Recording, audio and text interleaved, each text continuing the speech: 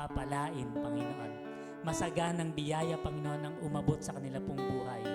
Sa pagkilos ng Santong Espiritu sa amin pong kalagitnaan, patuloy po namin kinikilala, Panginoon, ang iyong kapangyarihan.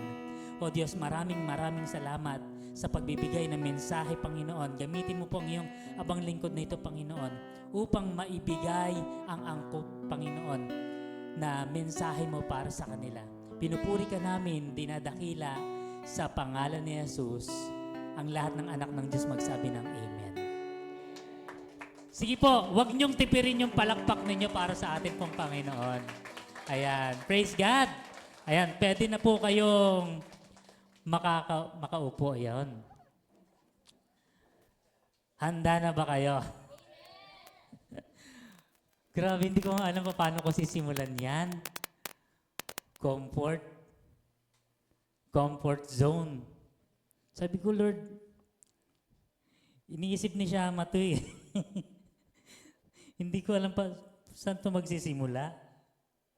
Ayan. At purihin po ang Panginoon. Grabe po. Ako po'y natutuwa. Kasi po sa paghahangad ni Sister Shama na ang mga kabataan ay abutin ng Panginoon. Kumilos yung Diyos sa buhay ng mga kabataan. Sapagkat sabi nga ni Dr. Jose Rizal, yung kabataan yung kabataan ang pag-asa ng bayan. Pero hindi yun yung ating pag-uusapan. Ang pag-uusapan natin, comfort zone. Sabi diyan sa atin pong tema, step out, be brave. Step out into your comfort zone. Be brave.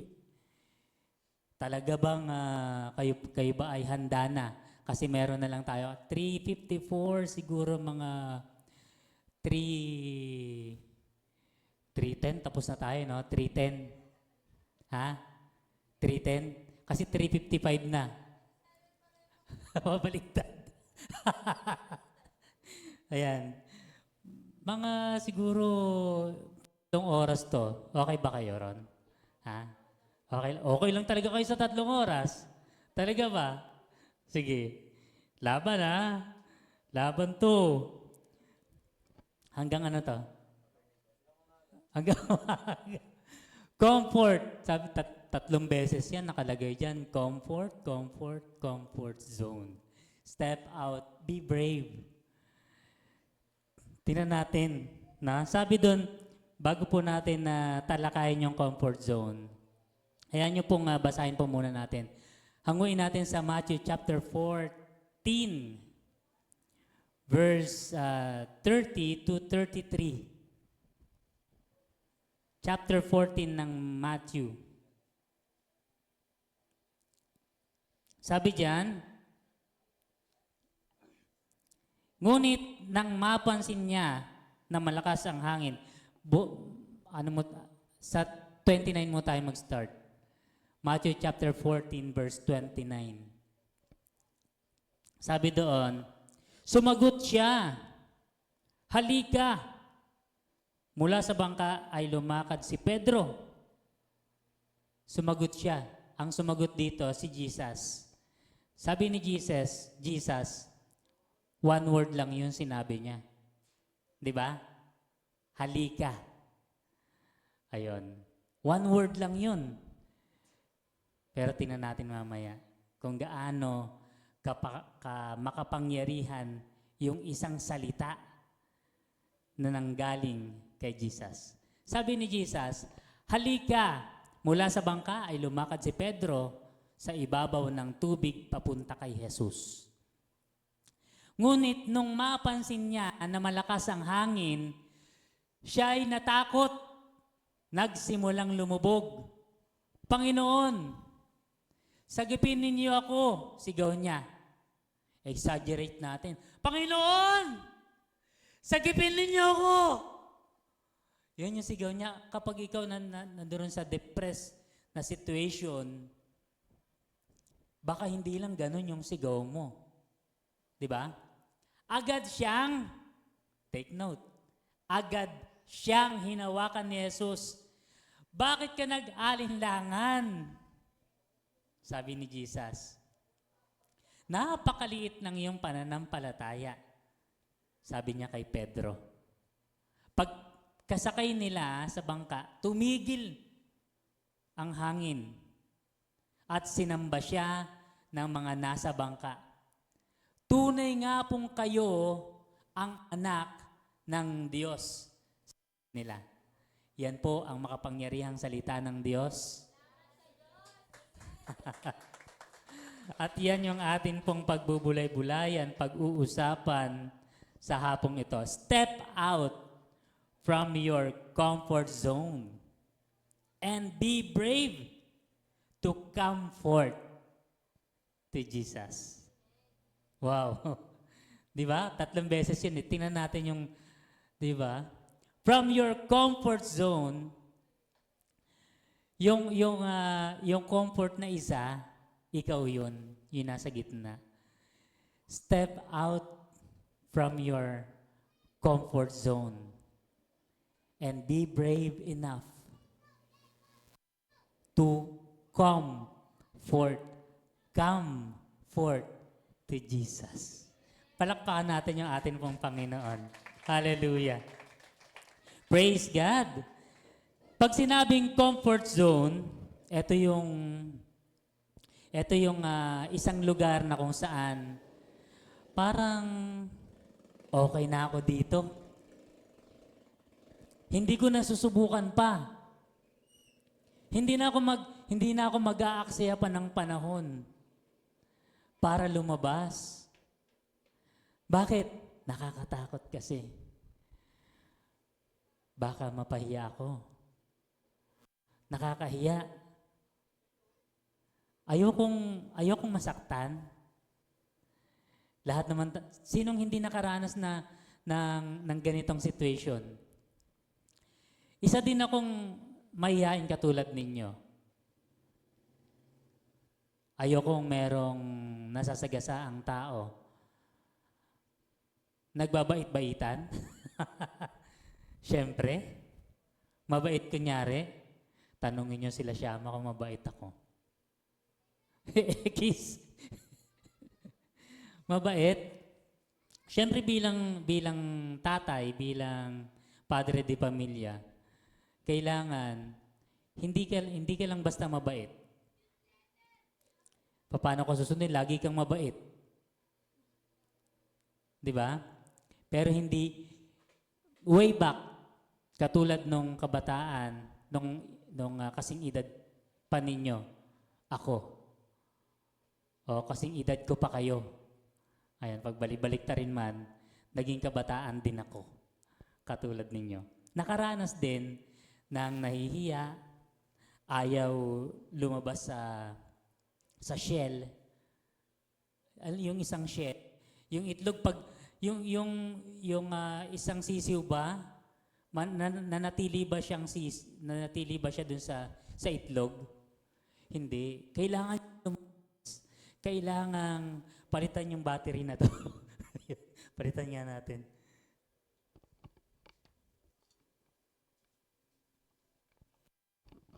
Ayan.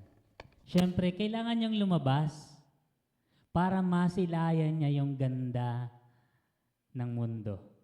Katulad ninyo, napakaganda ng paligid. Yan yung nilikha ng Diyos. Napakaganda.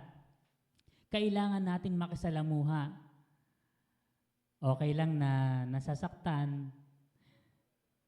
Kailangan kapag nasasaktan, hindi ka na natiling masakit na nga, hindi ka tumatayo. Ayaw mapagod. Di bali nang sabihing tamad, wag lang. Uy, naging katwiran ko yan ha. Naging katwiran ko yan dati. Ayan, syempre, while staying in your comfort zone, ito kasi para sa atin, ito yung nagpo-provide sa atin ng protection. Safety. Tama? Ito yung rest. Yung ikaw lang mag-isa, napaka-introvert. Ayaw makipag-usap sa iba. Tama? Naranasan ko din yon kasi baka i-reject ako eh. Baka sabihin, sino ka ba? Hello? Minsan naging introvert din ako. Pero kapag na kay Lord ka, at pag nalaman mo kung papaanong yung, andun kasi yung yung familiarity. Ang lagi mo na lang kasama, yung gadget, yung cellphone, yun na lang yung kaibigan mo, yun na lang yung kausap mo. Si ChatGPT, kamusta ka na? Ito, okay naman. So, asagot eh. Tama? Maganda ba ako? Oo naman. Yung mga sagot ni ChatGPT. Siya na yung kaibigan mo. Ayaw mo na makasalamuha. Maganda ba yung panahon ngayon? Maganda ba sa labas? Oo, maganda sa labas. Tara, labas tayo. Sige, samahan kita. Si ChatGPT yun. Yung kasama mo. Hello? Sino? Wag na lang. Wag na. baka mabuking tayo. Siyempre, ayaw nating ma-stress. Yung kaibigan mo, kapag kasama mo yan, kapag meron kayong pupuntahan, at hindi mo alam yung pupuntahan, niyaya mo lang yung kaibigan mo, imbis na gusto mo siyang isama, ikaw na lang. Bakit? Kasi baka kapag naligaw ka, mapapahiya ka lang. Hello? Ayaw mong ma-stress. Diba nakakahiya yun? Nasaan na tayo? Ayaw mong sabihin. Baliktaran na natin damit natin kasi nililigaw tayo. Naliligaw ka na pala. Mas lalong maliligaw ang isang tao kapag siya lang mag-isa. Akala niya, meron siyang kasamang iba. Cellphone lang pala. Hello? Pagkagising sa umaga, ang hinahanap si cellphone. Di ba? Saan man magpunta, laging cellphone ang dala-dala. Wag na lang ulit. Di ba?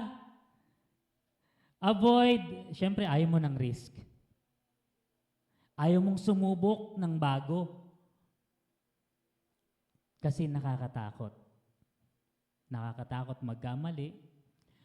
Nakakatakot i-judge ng iba. Especially ng kapwa mo kabataan. Sasabihin nila, ano ba yan? No? Okay. Si Pedro, balikan natin yung verses 22. Mabilisan lang. Sa verse 22, agad pinasakay ni Jesus sa bangka ang mga alagad. Kasi during that time, after ng pakainin ni Jesus yung halos 5,000 katao, yung mga kalalakihan, hindi pa kasama yung kanilang mga anak, asawa, yung mga babing inaalagaan, hindi pa kasama yon. Tanging mga kalalakihan yung binilang. Halos 5,000 katao, hindi kasama yung kanilang pamilya. After na napakain na yung mga taong ito, agad pinasakay ni Jesus sa bangka ang mga alagad at pinauna sa kabilang ibayo. Samantala, pinauwi naman niya yung mga tao na pinakain. Okay? Matapos niyang paalisin ang mga ito, mag-isa siyang umakyat sa bundok upang manalangin. Nag-iisa siyang inabutan doon ng gabi. So hindi ibig sabihin, hindi niya kasama yung mga alagad. Samantala, ang bangka ay nasa laot at nasa laot na, ngunit sinasalpok ito ng mga alon dahil salungat ito sa hangin. Sabi niya sa mga alagad, mauna na kayo dun sa kabilang ibayo. Salungat yung hangin. So hinahampas ng hangin yung bangka. Halos hindi sila makausad. Actually, kung tutusin, malapit lang yun. Inabot na ng gabi si Jesus sa pananalangin. Eto na. Nang madaling Ayan, nang madaling araw na sumunod sa kanila si Jesus na naglalakad sa ibabaw ng tubig. Ayan. Kinilabutan sa takot ang mga alagad nang makita nilang may lumalakad sa tubig. Sabi nila, multo! Grabe yung sigaw nila, no? Grabe yun. Pag nakakita ka ng multo, baka imbis na nandoon ka sa bangka, tumalon ka siguro doon. Hello? Tayo nga, pag dumadaan nga lang tayo sa dilim, grabing karipas ng takbo natin eh. Ganon din ako katulad ninyo. Karipas din yung takbo ko kapag dumadaan ako sa dilim. Pero hindi na ngayon. Ha? Kasi nga, malalaman natin mamaya. Ngunit nagsalita agad si Jesus at sinabi sa kanila, huwag kayong matakot, ako ito. Sabi niya, ngunit, next verse natin. Sinabi ni Pedro, Panginoon, sabi niya, kung talagang ikaw nga yan. Grabe, no? Pag ikaw yan, kasi nakita mo, naglalakad sa tubig si Jesus. Panginoon, kung ikaw nga talaga yan. Sabi niya, papuntahin mo ako dyan. Grabe. Sa kinaroroonan mo, sa ibabaw ng tubig. Gusto niyo bang ma-experience? Kung paanong si Pedro lumakad sa ibabaw ng tubig, yung desire ni Pedro, sabi, kung talagang ikaw yan, Lord. Grabe, excited siya during that time. Kung ikaw talaga yan, gusto ko rin makalakad katulad mo sa ibabaw ng tubig. Gusto ko rin ma-experience yung makalakad sa ibabaw ng tubig. Iba ka kapag nakalakad ka sa ibabaw ng tubig. Kasi wala pang taong nakakagawa na lumakad siya sa ibabaw ng tubig. Tanging si Pedro lang. Hello? Grabe yun. Sa pamamagitan ng isang salita. Isang salita na kung saan ang siyang mag-aalis sa atin sa ating kinalalagyan. Isang salita na kung saan matitinag ka sa iyong kinalalagyan. Sabi ni Jesus, comfort. Comfort. Halika. Lumapit ka sa akin. Nahihirapan ka. Minsan, kaya hindi tayo makaalis-alis sa ating kinalalagyan kahit na hirap kahit na sakal ka na, ayaw pa rin nating umalis. Kasi tinitreasure natin yun eh. Tinitreasure natin kahit nasasaktan na tayo. Sabi ni Jesus, come.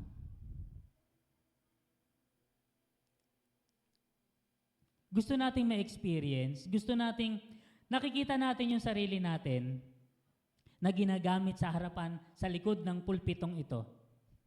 Nakikita natin yung ating sarili ginagamit, umaawit sa Panginoon. Nakikita natin yung ating sarili, nagpapagamit sa Lord. Pero ayaw nating umalis. Ayaw nating subukan.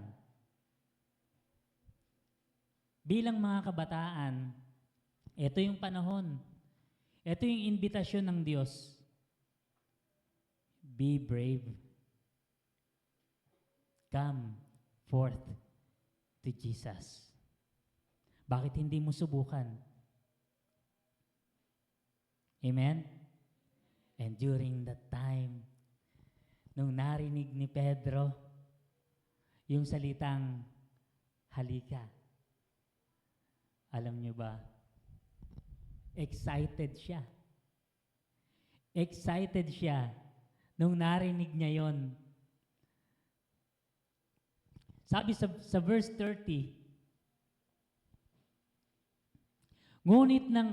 sa verse 29 muna pala. Sabi diyan, sumagot si Jesus, halika mula doon sa bangka, sa kanyang comfort zone. Bagamat napakahirap desisyonan. During that time, malakas yung hangin. Hindi niya alam kung saan pumipihit yung hangin. Napakalaki ng alon. Madilim pa nung panahon na yon. Ang tanging narinig lang ni Pedro, halika. Salita, sapat yung salita na kung saan mag-aalis sa iyo, sa iyong kinalalagyan. Nung narinig ni Pedro yon, sabi diyan, mula sa bangka, lumakad si Pedro sa ibabaw ng tubig. Lumakad siya. Hindi pinag-uusapan doon kung ano yung ginawa mo. Pinanampalatayanan lang ni Pedro yung salita ni Jesus. Sinampalatayanan niya yun, nagtiwala siya sa salita ni Jesus. Whatever it may cost. Tawag doon pananampalataya. Paniwalaan mo yung salita ng Diyos. Yung salita ni Jesus sapat, makapangyarihan ng kanyang salita. Kung bakit siya nakalakad, hindi dahil sa kanyang pananampalataya. Dahil yon sa kapangyarihan ng salita ni Jesus Christ. Palakpakan natin yung ating pong Panginoon. Bagamat naniwala siya, bagamat nananampalataya siya, sa sinabi ni Jesus, inihakbang niya yung kanyang pananampalataya. Ganon din tayong mga kabataan. Kung bakit nandirito tayo ngayon? Dahil inimbitahan ka. Come. Hindi aksidente. Come forth to Jesus. Grabe yung tapang mo. Hindi mo alam kung anong meron dito sa Caloocan. Hindi mo alam kung anong meron dito sa church ng Caloocan. Pero naniniwala ka, merong gagawin yung Diyos. Amen? Sige po, wag nyo pong tipirin yung palakpak sa Lord. Hallelujah. Kaya nga, ngayong oras na ito, hayaan yung ibahagi ko sa inyo. What does Jesus said to him? Come. Isang salita na kung saan hahakbang tayo. Paniniwalaan natin yung sinabi ni Kristo. Amen? Number 1, nung sinabi ni Jesus yan, come or come forth. That is number 1, the call to step out. Kaya nga yan yung atin pong tema. Step out from your comfort zone. Kung tutusin, napakadaming bangka dito. May kanya-kanya tayong bangkang kinalalagyan. Amen? Napakahirap lang umalis. Bakit? Nangangailangan kasi ng desisyon. Desisyon na humakbang ka sa iyong pananampalataya. Napakahirap desisyonan. Kasi pipihitin ka ng salita ng Diyos. Ilakad yung iyong pananampalataya. Humakbang ka. Bakit hindi mo subukan? Bilang kabataan, sabi nga ni Rizal, tayo yung pag-asa. Kung tayo yung pag-asa, higit sa lahat, napakaraming umaasa sa ating mga kabataan. Hindi natin kayang baguhin lahat, pero magsisimula yung pagbabago sa atin. Paano? Sa ating paghakbang. Step out. Amen? Kaya nga po mga kapatid kong minamahal, mga kabataan, katulad ko. Ayan. Wow! Mga kabataan katulad ko. Ang sarap sabihin ano no? Yung, mga kabataan, feeling kabataan. Tinatawag tayong mga kabataan para maglingkod ng totoo sa ating Diyos na buhay. Kung bakit mo naririnig ito, kung bakit ka nandirito ngayon bilang kabataan, tinawag ka ng Diyos. Tinawag ka ng Diyos. Kung bakit ka nandirito ngayon.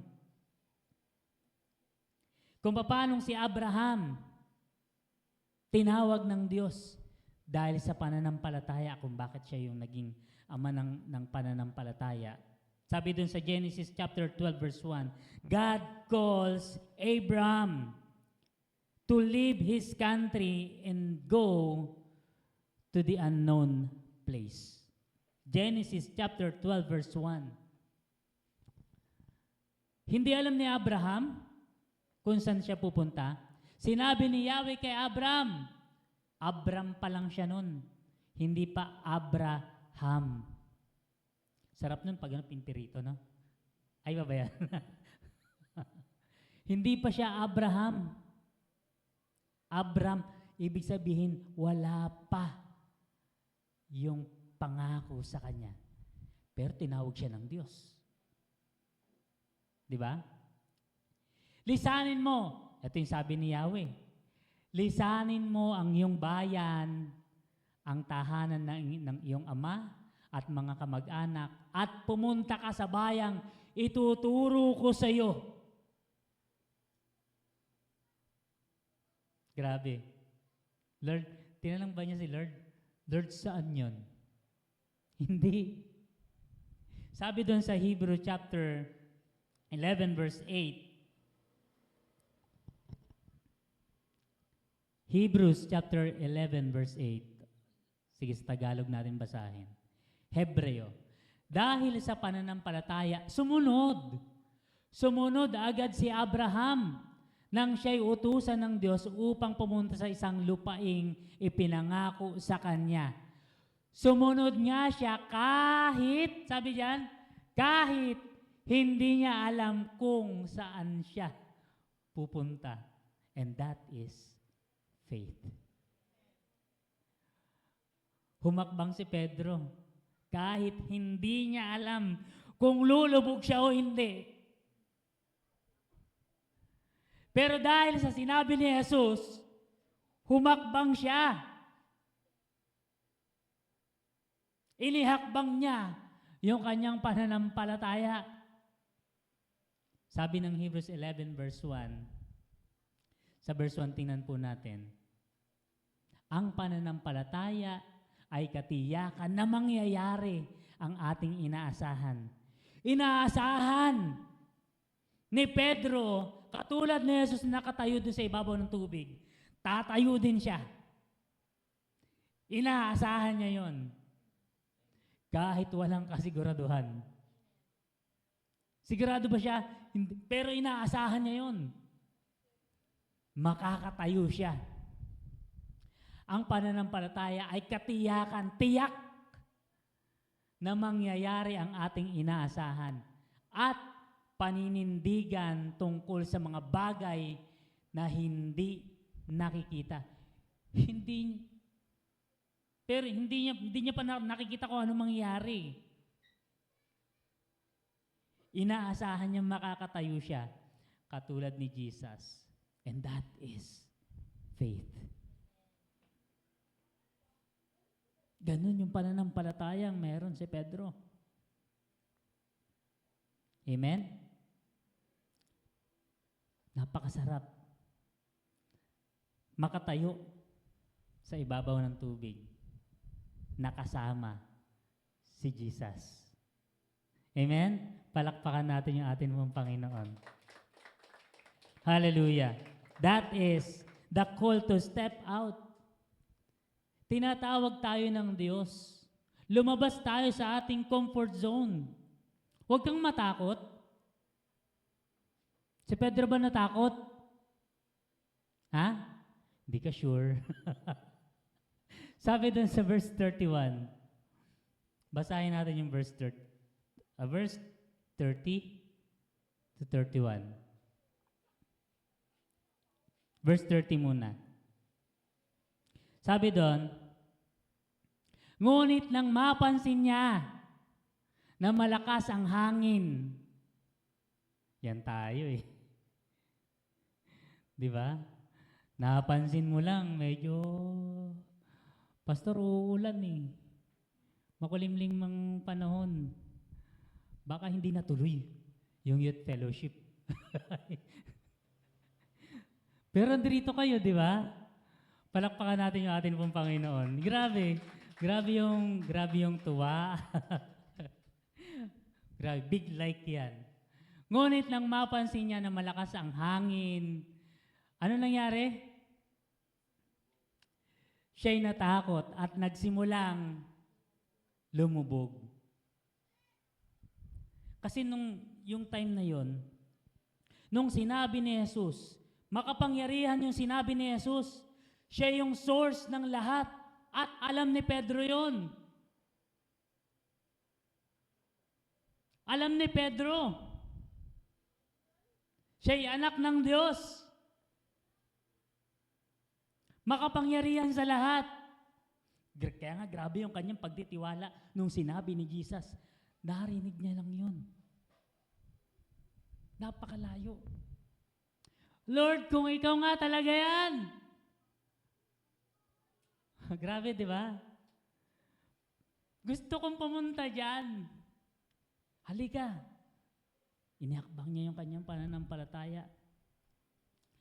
Napakalakas ng hangin. Hindi mo alam kung saan umiikot yung hangin. Napakalalaki ng alon. Grabe yun. Yung alon sa dagat, sinong hindi pa nakakita ng dagat? Lahat nakakita ng dagat. Lahat nakakita na ng dagat, no? Sa may, 8 waves, meron na no? Pero hindi dagat yun, nilagyan lang ng asin. Ay? Yung dagat talaga, malalaki talaga ang alon doon. Amen? Napansin niya yon. Nung pinansin niya, nakalimutan niya yung sinabi ni Jesus. Nakalimutan niya na si Jesus yung source. Si Jesus ang makapangyarihan sa lahat. Napansin niya, malakas yung hangin. Malalaki yung alon. Minsan, tayong mga kabataan, napakadali nating matinag sa maliliit na mga alalahanin, problema. Madali tayong sumuko. Iniiwan natin yung gawain ng Panginoon. Yung Diyos, hindi natin naaalala yung ginawa niya sa atin. Yung Diyos na makapangyarihan, na nag-alis sa atin sa pagkakalugmok, sa kasalanan, siya yung ating nakakalimutan. Kaya nga, pangalawa, yung distraction of fear. Nakalimutan. 10 minutes na lang daw ako. Nakalimutan ni Pedro. Siya yung source. Imbis na ang inaalala niya, yung kanyang paglakad papunta sa Panginoon, ang inalala niya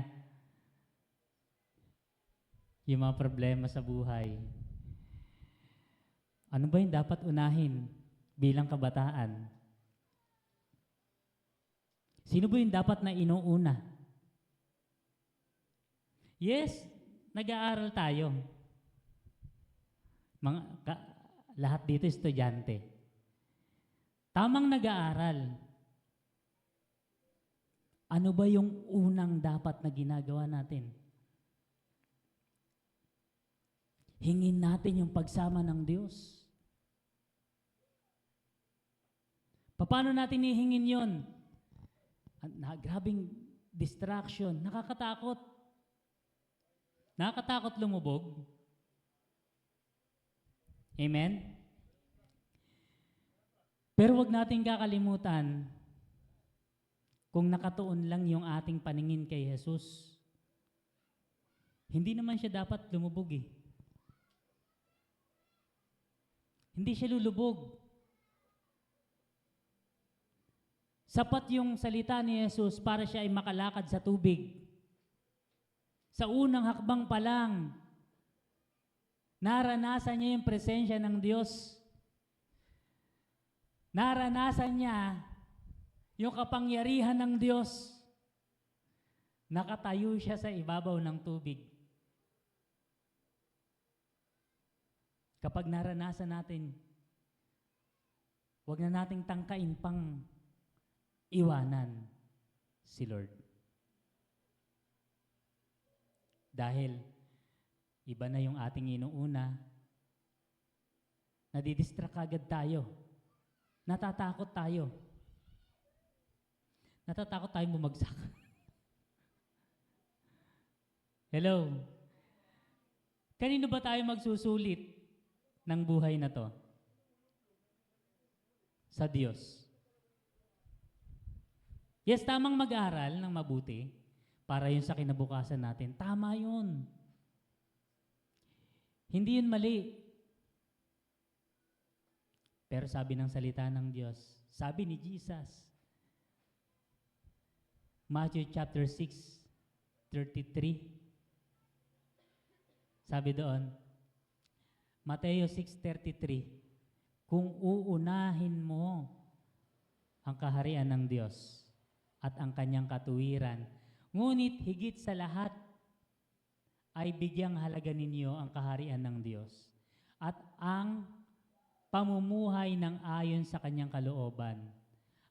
Sabi diyan, lahat ng yan ibibigay niya sa inyo at ang lahat ng mga bagay at ibibigay niya sa inyo ang lahat ng mga bagay. Bonus na lang yon.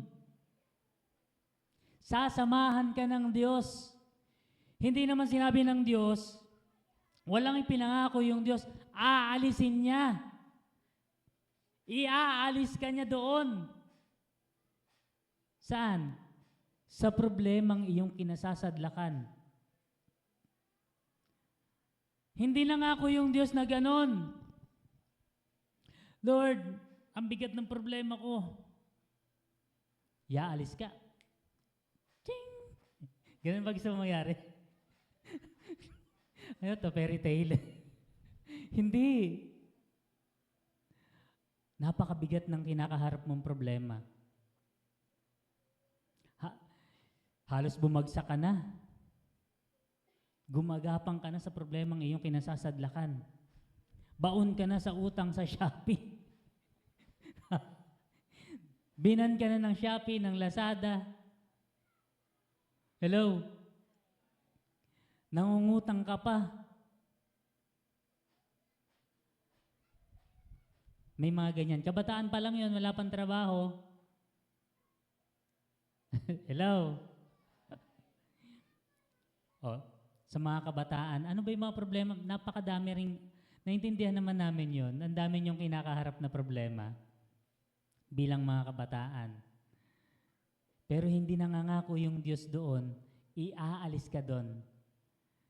Hello? Sabi ng Hebrews 13 verse 5, hindi kita iiwan, hindi kita pababayaan. Amen? Sabi din ng Isaiah chapter 41 verse 10, Isaiah 41 verse 10, grabe, panghawakan natin itong mga kabataan. Sabi ng Diyos, For God so loved the world. Ay, hindi ba? Isaiah 41. Ako'y sasayo. Palakpakan mo yung Diyos. Sabi ni Lord, ako'y sasayo, huwag kang matakot.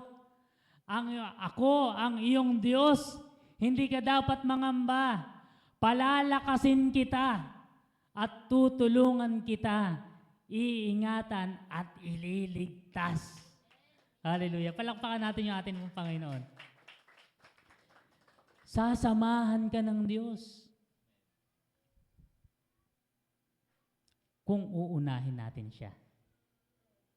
Kung kikilalanin natin ang ating pong Panginoon. Hindi tayo pabayaan ng Diyos. Pinabayaan ba si Pedro? O balikan natin kung pinabayaan si Pedro. Sabi dun sa verse 32.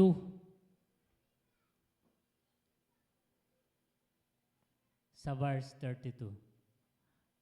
Sa verse 31 pala muna. 31.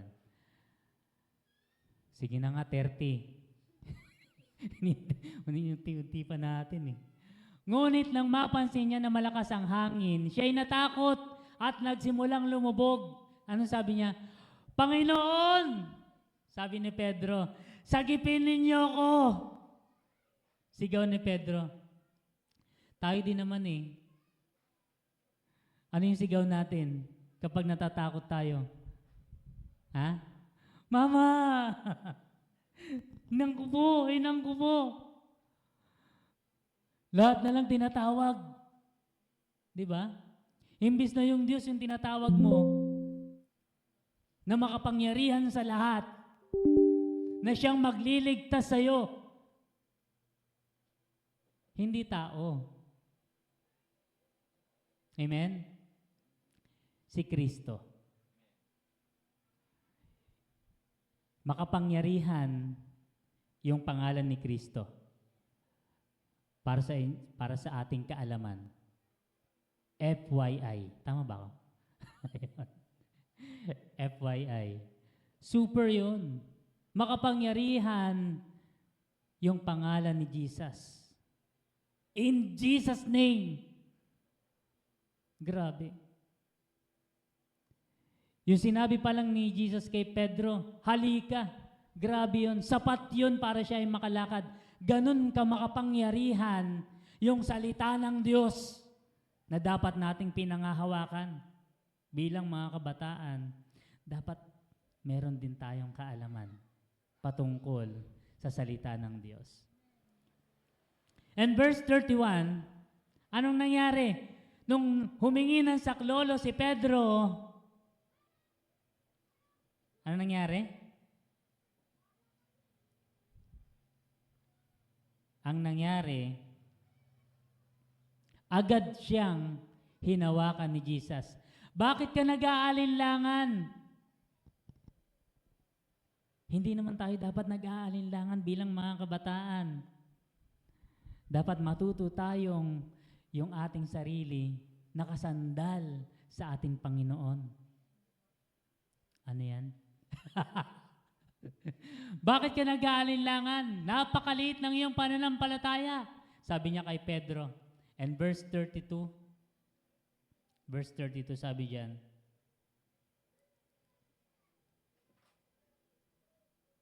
pagkasakay nila sa bangka, ano nangyari? Tumigil agad. Tumigil agad yung hangin. Nakakatakot naman talaga eh. 'Di ba? Yung malunod ka, kapag humingi tayo ng saklolo sa Diyos,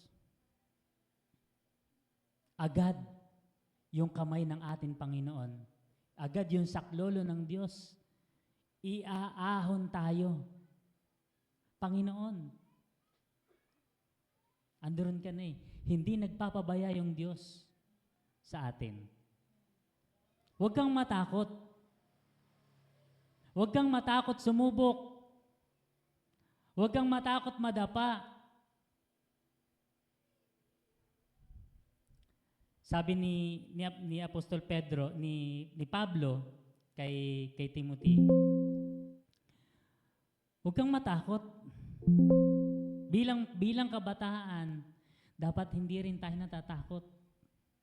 Hindi tayo binigyan ng espiritu ng pagkatakot. Sabi sa 2 Timothy chapter 1 verse 7,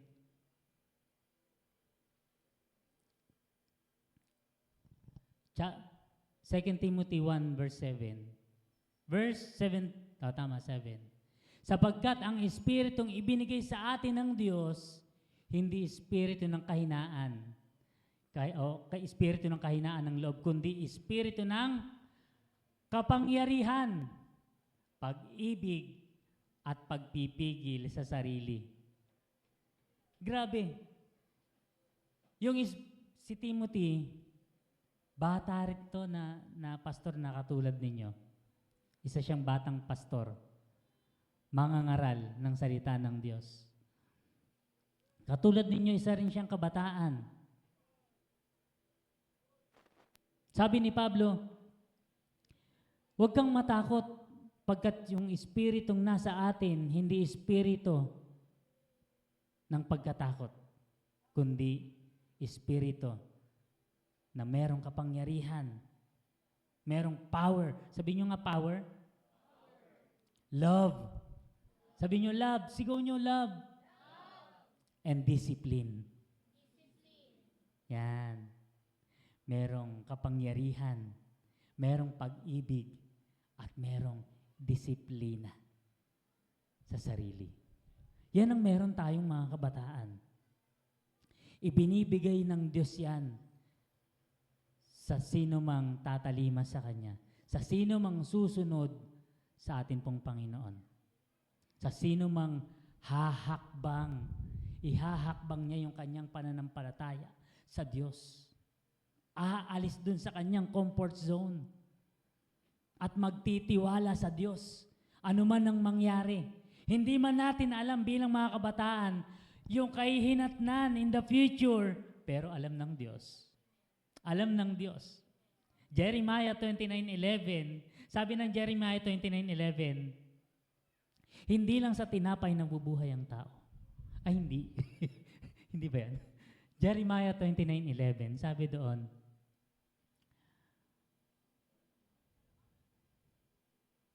eto na nga. Sabi sa Jeremiah 29:11, ayon, sige, magbubukas na tayo. Hello. Loading yung ating ano. Jeremiah 29:11. For I know the plans I have for you, says the Lord. Plans to prosper you and not to harm you. Yan yung plano ng Diyos sa ating mga kabataan. Hindi man natin alam, sapagkat sabi yan, batid kong lubos ang mga plano ko sa iyo. Plano ng Diyos para sa iyo, sa atin, sa ating lahat. Yan yung plano ng Diyos. Hello? Sabi ng Diyos, sapagkat batid kong lubos ang plano ko para sa iyo. Mga planong hindi ninyo ikakasama. Hindi sa ikasasama natin kapag sumunod tayo sa Diyos. Hindi tayo hahayaan ng Diyos kapag sumunod tayo sa Kanya. Sabi diyan, mga planong hindi ninyo ikasasama, kundi para sa inyong ikabubuti. Ito yung mga planong magdudulot sa inyo ng kinabukasang punong-puno ng pag-asa. Grabe, palakpakan natin yung ating pong Panginoon. Bilang pagtatapos, tayong pong mga kabataan, sige po tayo pong lahat ay tumayo. Hallelujah. Hallelujah. Bilang mga kabataan, nais ng Diyos na tayo ay magpagamit sa Panginoon. Sabi nga ng salita ng Diyos sa Psalms 95 verse 6, "Come, bow down in worship." Tayo po ay magpakumbaba sa harapan ng Diyos. Come forth to Jesus. Look unto Jesus, the author and the finisher of our faith. Ito yung nais ng Diyos, ang lumapit tayo sa Kanya. Idulog natin hindi lang yung ating sarili, maging yung ating kinabukasan bilang mga kabataan. Hindi natin alam yon, pero higit na nakakaalam doon ay ang Diyos kung tayo ay magpapasakop sa Kanya, sa Kanyang kapangyarihan. Batid ng Diyos, hindi natin alam yung mangyayari. Naririnig natin ito bilang kabataan. Tayo yung pag-asa. Hindi lang pag-asa ng bayan, pag-asa ng ating pamilya. Hindi lang basta pag-asa ng ating pamilya, pag-asa ng bawat kinabukasan ng mga kabataan. Hallelujah.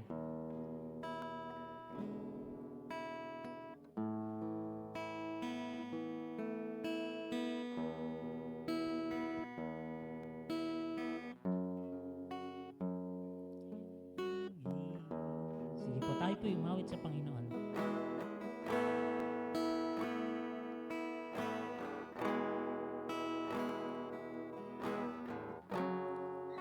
Hallelujah. Bilang mga kabataan, nais ko kayong ipanalangin. Ayan yung dumulog tayo sa ating pong Panginoon.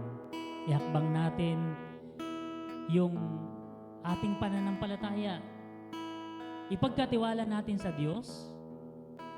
Hindi natin alam yung ating pong kinabukasan, pero yung Diyos higit na nakakaalam ng lahat ng bagay.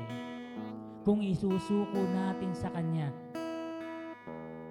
ipagkatiwala natin lahat. Kung naririnig mo ito bilang kabataan, nais ng Diyos, alalayan ka, tulungan ka sa lahat ng kinakaharap mo sa buhay. Bilang kabataan, ikaw na nakakarinig ng salita ng Diyos. Bakit hindi mo subukan itong imbitasyon ng Diyos? Halika. Subukan mo, hakbangan yung iyong pananampalataya sa Diyos. Makikita mo. You will never be the same again. Makapangyarihan yung Diyos na ating pinaglilingkuran. Huwag kang matakot. Huwag kang matakot. Ihakbang yung pananampalataya. Yung Diyos ang nakakasaliksik ng ating pong puso. Yung Diyos, batid niya lahat. Subukan mong magtiwala sa Diyos. Hindi ka mabibigo. Hindi ka mabibigo. Hallelujah.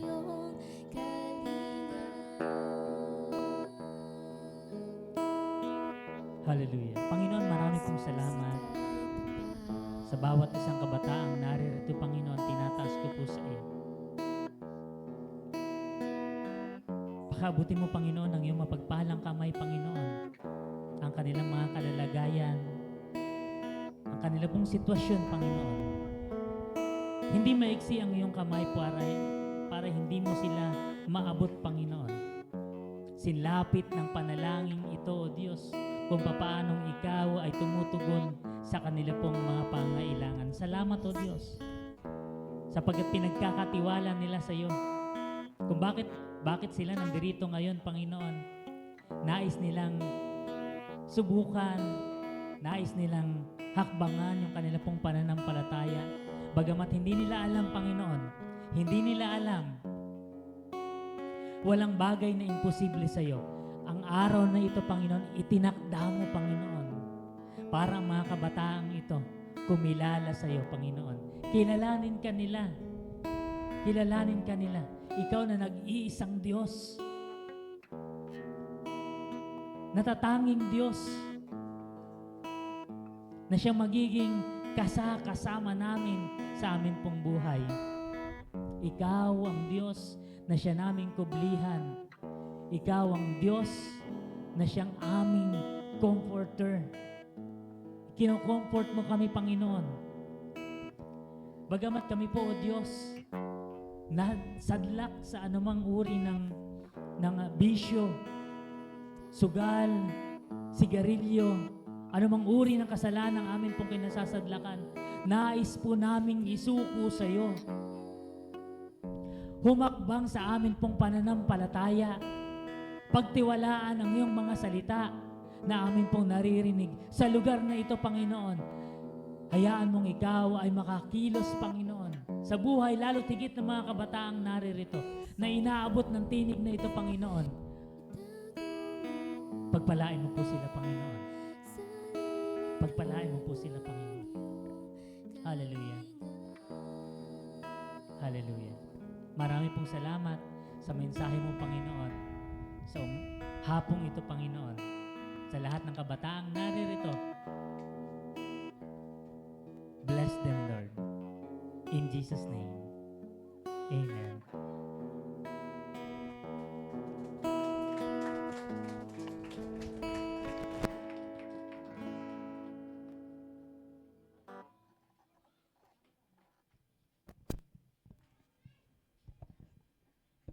Ayan, ko. Ayan, praise God. Lahat po ba tayo ay napagpala po ng salita po ng Panginoon? Amen. At alam ko po na ang bawat isa sa atin ay napapaloob sa comfort zone. Meron tayong bagay na hindi na, parang hirap tayong ihakbang. Kahit yung sarili natin, hirap tayong ihakbang doon sa isang bagay na yon. Kaya naman, meron akong inihanda na activity para po sa atin. Ilalagay nyo doon, ano kasi yun, sticky notes. Magsusulat kayo doon ng bagay na kung saan comfort zone nyo siya na gusto nyong kumawala sa bagay na yon. Kumbaga, itong bagay na to, kapag naisulat mo to today, ibig sabihin, gusto mo siyang hakbangan. Gusto mong umalis sa comfort zone na yon. Ayan, sige, mag-aabot po si Ate Kylie ng sticky notes. Tapos, isusulat nyo po siya dyan. And, after po nyan, Jazz, lapit ka dito, Jazz. Ayan. Meron tayong tinatawag nating comfort wall. Yan. Etong comfort wall na to, magsisilbi siyang safe zone natin. Comfort zone, safe zone. Etong comfort wall na to, magiging daan siya para mailabas natin ano yung sa loobin natin. Nasa sa inyo kung lalagyan nyo siya ng pangalan o hindi Para kahit na anong ilagay nyo dyan, safe. Kaya nga safe zone. Safe wall to, kung tawagin. Comfort wall. Ayan, sige, kung may dala ba kayong mga ballpen? May dalang ballpen. Okay, sige, maglalabas na lang si Ate Kylie ng ballpen. Sige, magsiupo muna tayong lahat.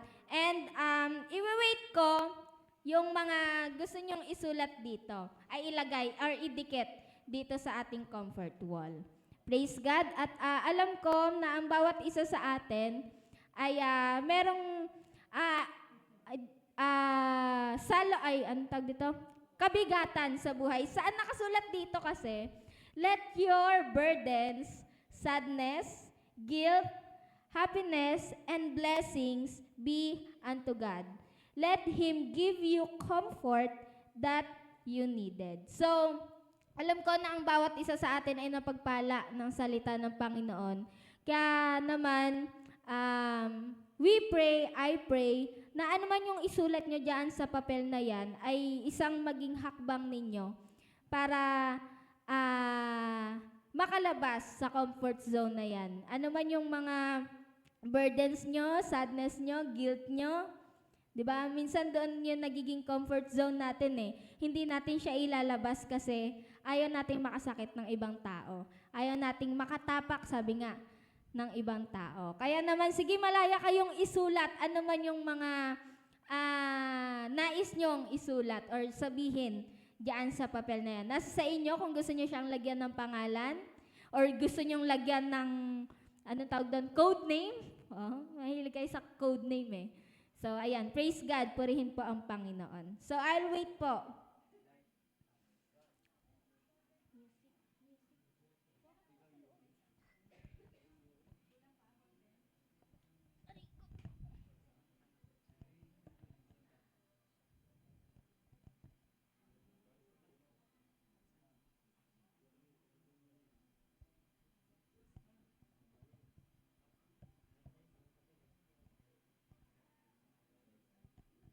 Amen. Huwag niyo nang hindi na kailangan ng essay type. Hindi na kailangan ng paragraph type. Kaya nasa sa inyo kahit ano siya, specific word siya. Halimbawa, yung comfort zone ko kasi, halimbawa, school. School lang, nasa school lang ako. School, uwi, school, uwi, school, uwi, school, bahay, school, bahay. Ganun lang, comfort zone ko yon. Hindi ako, kumbaga, yung comfort zone na yon, yun yung gusto nyong i-overcome, ayun yung word, i-overcome. Kumbaga, nagigets nyo ba ako? Nagigets nyo? Medyo? Konti pa more?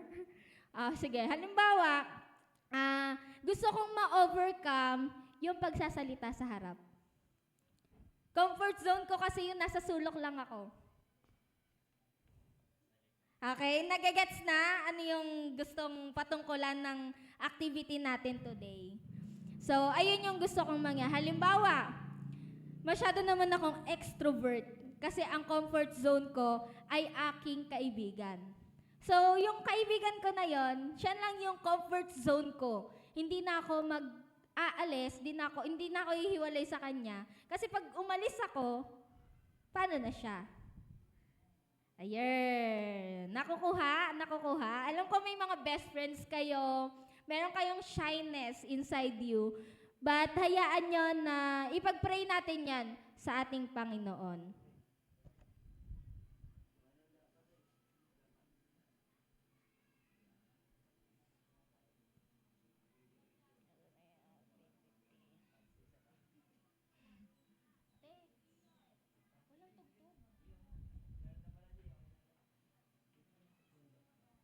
Meron lang kayong 2 minutes. 2 minutes to think, 2 minutes to write, and post it here. Yan. Pagtapos na kayo, pwede nyo nang i-post dito, Malaya kayong mag-post. Kung gusto nyo damihan, why not? Maraming post-it. Go, mga kabataan. And ipag-pray natin ito. Every tribe will see your glory. Every nation bow before you. All our treasure turn to ashes.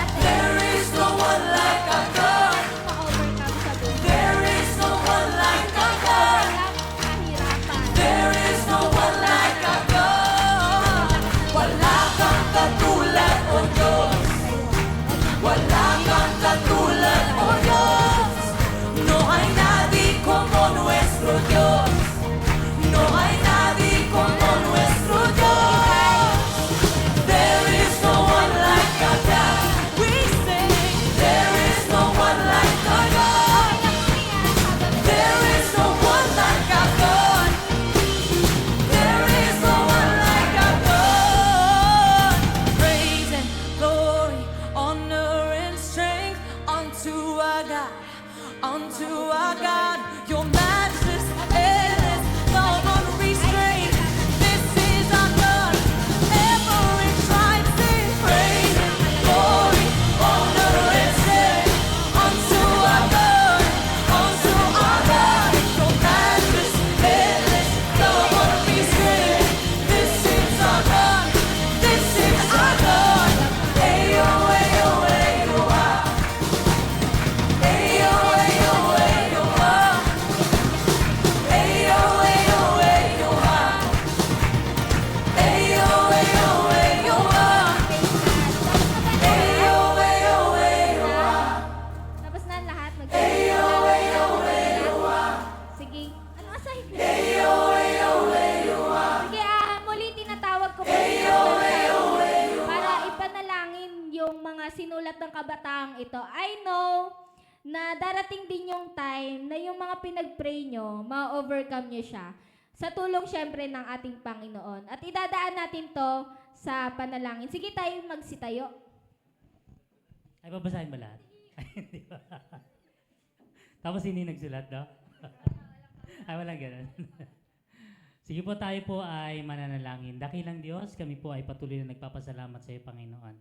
Sa lahat na nakibahagi sa gawain ito, Panginoon, ng mga kabataan. Marami po salamat sa pasimulang ito, Panginoon, ng gawain ito, O Diyos. Patuloy na pakipagpalain mo, Panginoon. Abutin, Panginoon, higit sa lahat ng amin pong mga mahal sa buhay, lahat ng mga kaibigan namin, Panginoon, lahat ng amin pong mga kaklase, kamanggagawa, Panginoon, lahat ng amin pong pamilya, Panginoon, patuloy na makinabang, Panginoon, sa gawain ito, O Diyos. Sa lahat ng amin pong isinulat dito, Panginoon, batid mo, Panginoon, nalalaman mo, O Diyos, ang laman ng amin pong puso. Nalalaman mo, Panginoon, ang amin pong mga pinagdadaanan, Panginoon. Nais po naming makaalis sa sitwasyong ito, Panginoon. Salamat, O Diyos, sapagkat Ikaw, sa tulong mo, Panginoon, sa kapangyarihan mo, Panginoon, sa mga salita mo, O Diyos, kami ay nananangan, kami ay nagtitiwala, Panginoon, na hindi mo kami iiwan, hindi mo kami pababayaan man. Salamat po, O Diyos, sa pagkilos ng Santong Espiritu sa amin pong kalagitnaan. Sa mga oras nito, Panginoon, ginanap mo, Panginoon, na kami po ay makalakad, makaalis sa amin pong comfort zone. Purihin ka, O Diyos, sa pangalan ni Jesus. Amen. Amen. Amen. Praise God. Sige, bago tayo magtapos, muli tayo po iaawit sa ating pong Panginoon. Huwag na kayong uupo, ha? Amen. Praise God. Ayan. Ayan, ating po bigyan ng masiya mo palakpakan natin po Panginoon. Muli katayin po natin, langit ang aking nadarama.